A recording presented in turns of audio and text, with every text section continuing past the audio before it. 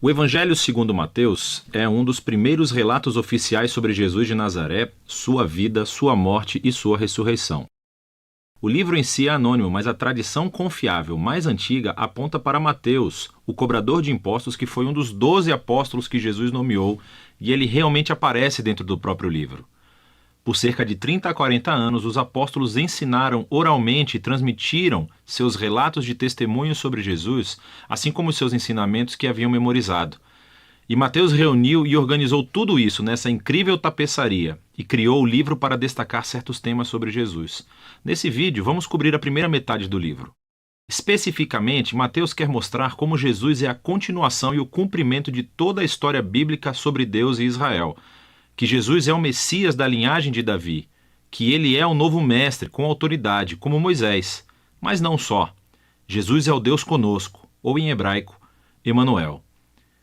E Mateus desenhou esse livro com uma introdução e depois uma conclusão. Estes agem como uma moldura em torno de 5 seções claras aqui mesmo no centro, cada uma das quais é concluída com um longo bloco de ensinamentos de Jesus. E esse conceito é intencional e incrível. Veja como isso funciona. Os capítulos de 1 a 3 preparam o palco, vinculando a história de Jesus diretamente ao enredo da escritura do Antigo Testamento. Então Mateus abre com a genealogia de Jesus, destacando como ele é da linha messiânica do filho de Davi. E ele é filho de Abraão, o que significa que ele trará a bênção de Deus para todas as nações. Depois disso, temos a famosa história do nascimento de Jesus e como todos os eventos cumpriram as promessas proféticas do Antigo Testamento que as nações viriam e honrariam o Messias. Que o Messias nasceria em Belém, mas, mais do que isso, a concepção de Jesus pelo Espírito Santo, seu nome, Emanuel. Tudo isso trabalha em conjunto para mostrar que Jesus não é um mero humano. Ele é Deus conosco. Deus se torna humano. Então, você pode ver 2 dos principais temas de Mateus aqui na introdução. Ele é da linha de Davi, ele é Emanuel, mas Mateus também quer mostrar como Jesus é um novo Moisés. Assim como Moisés, Jesus saiu do Egito, atravessou as águas do batismo e viveu no deserto por 40 dias. E então Jesus sobe a uma montanha para entregar seu novo ensinamento.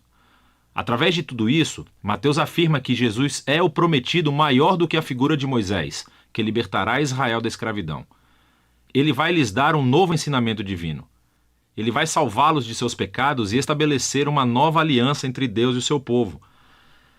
Esse paralelo entre Jesus e Moisés também explica por que Mateus estruturou o centro do livro da maneira que fez.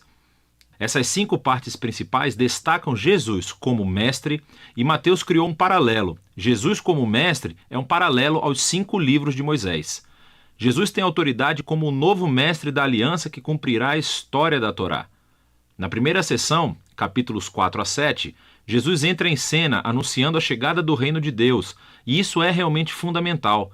O reino é, em essência, sobre a operação de resgate de Deus para todo o seu mundo, o que acontece através do Rei Jesus. Jesus veio para enfrentar o mal, especialmente o mal espiritual, e todo o seu legado de opressão demoníaca, doença e morte. Jesus veio para restaurar o governo de Deus e reinar sobre o mundo inteiro, criando uma nova família de pessoas que o seguirão, obedecerão aos seus ensinamentos e viverão sob o seu governo. Então, depois que Jesus começa a curar pessoas e formar um movimento, uma comunidade, ele leva seus seguidores para uma montanha ou encosta. Entrega seu primeiro grande bloco de ensinamentos, tradicionalmente chamado de o Sermão do Monte. E aqui, Jesus explora como é segui-lo e viver no reino de Deus. E é um reino invertido no qual não há membros privilegiados. Assim, os pobres, os Zé Ninguém, os ricos, os religiosos, todos são convidados e chamados a se converter, a se arrepender e a seguir Jesus e unir-se à sua família. Jesus diz que ele não está aqui para anular os mandamentos da Torá ou do Antigo Testamento. Em vez disso, ele está aqui para cumprir tudo isso através da sua vida, através dos seus ensinamentos. Ele está aqui para transformar os corações do seu povo, para que eles possam verdadeiramente amar a Deus e amar o próximo, incluindo seus inimigos. Depois de concluir o seu grande ensinamento sobre o reino, a próxima sessão mostra Jesus trazendo o reino à realidade no dia a dia das pessoas. Então, Mateus reuniu aqui 9 histórias sobre Jesus trazendo o poder do reino de Deus para as vidas de pessoas desvirtuadas. Existem 3 grupos com 3 histórias e elas são todas sobre pessoas que estão doentes, ou têm corpos quebrados, ou estão em perigo. E Jesus as cura ou salva por esses atos de graça e poder. E então, bem no meio dessas tríades, encontramos 2 histórias paralelas sobre o chamado de Jesus para que as pessoas o seguissem. E aqui Mateus está enfatizando algo: que somente é possível experimentar o poder da graça de Jesus se decidir segui-lo e tornar-se seu discípulo. Depois de Mateus ter mostrado o poder do reino através de Jesus, Jesus estende o seu alcance, enviando os 12 discípulos que farão o que ele tem feito. E isso leva ao segundo grande bloco de ensinamentos, o capítulo 10. E aqui Jesus ensina seus discípulos a anunciar o reino e o que esperar quando o fizerem. Muitos entre Israel estão aceitando a Jesus e a sua oferta do reino, mas os líderes de Israel não. Eles perderão muito ao se arrependerem e se tornarem discípulos de Jesus. E então Jesus sabe que eles o rejeitarão e perseguirão os seus seguidores. O que é exatamente o que acontece na próxima sessão.